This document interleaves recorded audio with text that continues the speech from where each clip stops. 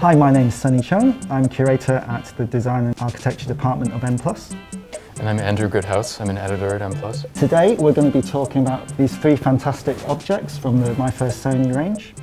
So these objects were released by Sony in the late 80s as a line of electronics aimed at kids for like a younger audience. I think one of the interesting things for me especially is to look at the design of these products in terms of the consistent scheme of like primary colors and how this kind of invites you as you're using it to understand and explore the different functions.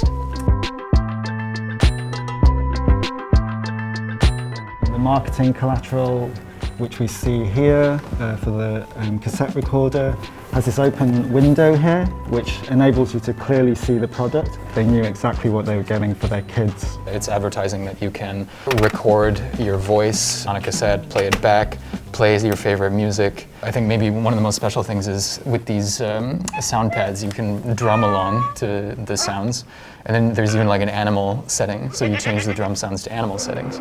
It's especially exciting.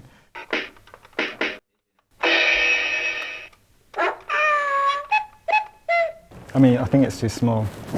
Yeah, you're a little big for it, maybe.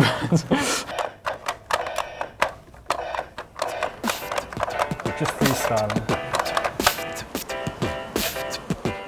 Like you see here, this My First Sony badge, which is on all their products. It was obviously a conscious decision for Sony to build this idea of brand loyalty through adults purchasing. These are not marketed necessarily as toys, but as actual Sony products, like these quality products which are just encased in plastic. They didn't want to go into the toy business, but they knew that there's this idea of lifestyling a product. I think that's also interesting to consider in terms of the Walkman. Sony originally released in 1979 and really put the company kind of at the forefront of consumer electronics in Japan and also internationally. Around 10 years later, we have this sort of kids version of the Walkman that somehow, as Sony was saying, comes with the kind of promise of Sony quality. That you become a Sony consumer as a kid and then eventually you get older and perhaps you start buying other Sony products. It's also got radio, FM, AM radio.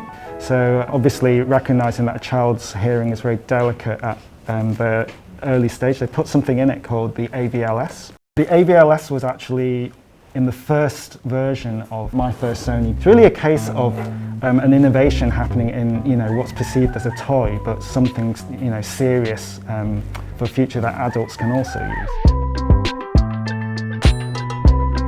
I think with all these products, what you're getting as a user is kind of like this idea that you can explore. There are different ways to interact with the product. You can play music, record music, add to music, following an interface that is very easy to use and very friendly. They've definitely got this cohesive design language where they focus more on the red and the blue and the yellow. When they did market research, they discovered that in general, boys' toys seem to be black and yellow colour, and for girls at the time it was a kind of pinky purple. So they deliberately wanted to steer away from this idea of genderising the toys, which, if you think about it, in the sort of late 80s, 90s, really forward thinking for the company.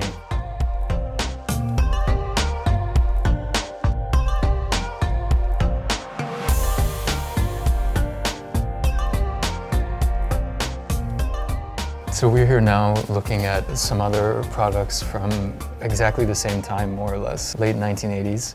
And you can see we have three products here. One is sort of sound-based cassette playing, recording, but there's also a vacuum cleaner and an electric toothbrush.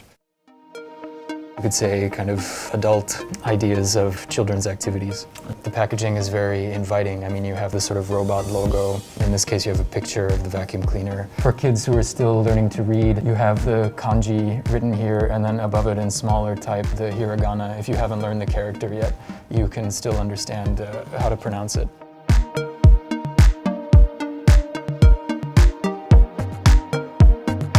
We noticed that here, if I turn this around a bit, you get these screws.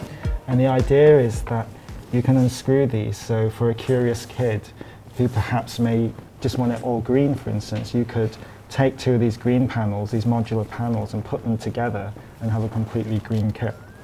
And also to learn how to brush your teeth as well. Yes, we have here the electric toothbrush body. There are some heads that you can place on there.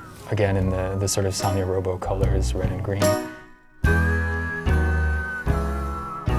These are two examples of how two companies, Sony and Sanyo, have approached children's products, from the Sanyo Robo range to the My First Sony, and the sort of diverse and different products that you can get. Their design history obviously positioned within the design and architecture collection at M+, but also their material history. I mean, looking at these two sets of objects together, you really see a difference in the plastic. I mean, whereas My First Sony has this sort of shinier plastic, the Sanyo Robo series doesn't. As Sunny was saying, there's a corporate history that can be told in terms of the late 80s in Japan, but there's also obviously a design history and then a material history as well.